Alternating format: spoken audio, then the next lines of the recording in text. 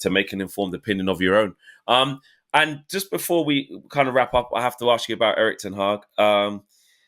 Bro, as you've seen, he was very, very close to leaving.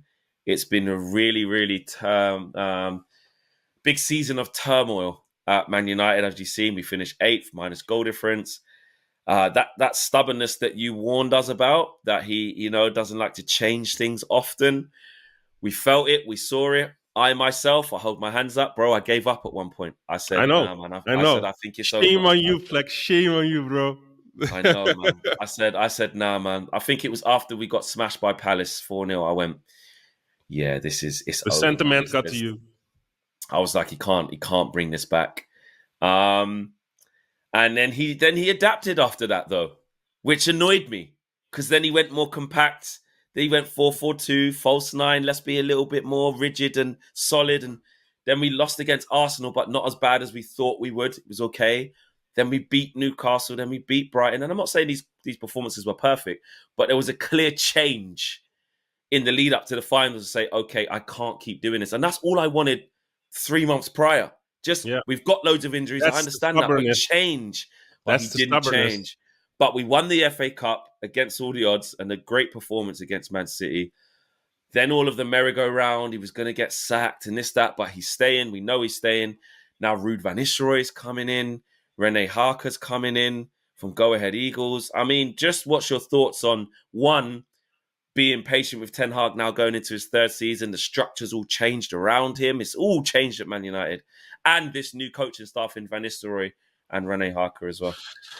Yeah, the coaching staff of Van Nistelrooy and Harker, I cannot say too much about it because I do not know, the value and the quality of Van Nistelrooy as a coach. I know he was at PSV a while, didn't work out that well. Rene Harker, don't know too much about it. But he's a club legend and he will bring some, elite stuff to the club, especially attacking wise. And I think, it's always good to have legends of your club within your range. So I think that's a good thing. And about Ten Hag, man, I have to say, I'm a little bit disappointed with the fan base. And I will tell you why. This guy, we knew when he got appointed that it would be a project. And I know there's a lot to say, minus goal difference. He was in 8th place. There's a lot to say also, but there were a lot of injuries, never playing the same 11. A lot of things to say why you end 8th, why it's good or why it's bad. But you just have to have a little bit more patience. What did the history teach you guys, since Ferguson? What other coach did well besides this current coach? I know Mourinho won the Europa League, but you guys didn't win that much last few, maybe 10 seasons, He won the League Cup. He's now won the FA Cup. I know it's a Hail Mary for him because if he didn't, he probably would have been sacked. But in the end, football is always thin margins, and it could very good be next season that it will start working better and better and better. And afterwards you will say, oh, glad he won that FA Cup and that we stick with him. Projects with managers at clubs takes time, and time at Man United, it's very difficult. And it's maybe one of the most critical fan bases, If you lose a few matches, your head is on the chopping block, which I understand. But you also have to take into consideration the position you are in as a club. You're not with all due respect, same as we are at the moment. We ended 5th. We're not at the level that people were used to with the teams that we are, with Ajax, with Manchester United. So what did the fan base expect? Him to have a title challenge now with the team that he has? I know 8 is low. He should have maybe at least... That was the pushback, that the regression was too much because we finished 3rd. Yeah. Which was seen as overachieving, and then to go backwards that much was just so alarming to a lot of people. Yeah, and I understand, you want to see the progress that he's making and the philosophy that he wants to instill within the squad. And I know it can be very annoying not seeing that, but it's also at his defense, it's difficult to instill certain traits and certain things within your squad if you're not playing the same 11 week after week. I believe at a certain point, you guys almost didn't have defenders anymore this season, right? No, we had no fullbacks at some points. We had no centre backs at some points. Midfield issues. Rasmus Højlund, no help, no support, just the only kid there. You had to Oh rely yeah, on Garnacho, Kobe, made young players, first ever seasons. Just a let's lot. let's mention Kobe Menu. What a guy! Wow, What a wow, guy! yeah, And yeah. he let him made his debut. He's giving him time, so he's trying to include the youth also within the team.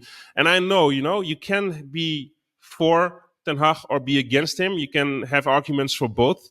But I told you, remember that day that you came to Amsterdam and that we were at the championship game of Ajax, and Amazing. we did an interview outside of the stadium together. You asked me, "Is this what Ten Hag will bring to Manchester United?" And I told you he will win you trophies. You did say that. He will win you trophies. So Yeah, he gave you a League Cup. He gave you an FA Cup, which is quite big within England, at least. The FA Cup. It's a big yeah, for prize. sure. But now he has to improve and do better within the competition. And I will already tell you, he will not become champion next season. There's just too strong of teams within the club, of within the competition at the moment with the Manchester City. I cannot see him being And that nobody expects stable us to. already. Yeah, But no at one expects us least show the fans the mentality and the things you want with the team. And for that, you have to have a few new players and also a fit squad, because you cannot rely. You guys are not like Manchester City, for example, that has such a wide group of players with a certain quality for years now that you can easily sub in players that are almost strong enough as the first 11. There's a drawback in quality, and that's logical. You have to rebuild that. So if they stay fit, I can see United doing quite well this season, and I just hope that the fans will be patient with him. Just give him another season. If it doesn't work, fair play, man. Sack him if you're not happy at the end. But he's shown some good things also last 2 years. He won some trophies, and thank God he secured Europa League football, because otherwise I can totally understand that the stats would be against him. I totally understand. I feel like I've been told off. Sorry, man. I'm sorry, man. I didn't want to do this. This is why I needed to speak to you, bro. I needed you to. I need you back on that card. Yeah. On that I'm back. Card, no, I am back. I came back a Okay. little while ago. I did after the FA Cup final. I said what I actually realized was that I was wrong all along. The FA Cup final helped me understand that, but I realized that I should have been of the view of like he needs more time in general. And there even will if still we didn't win the FA Cup. there will still be naysayers. There will still be people, absolutely. not wanting him here. I'm just saying. Oh, bro, there's time. loads of that. Yeah. There's loads of that. Yeah. There's loads. Yeah. Yep. So Ajax's message is very, very clear. Give Eric more time. Be patient.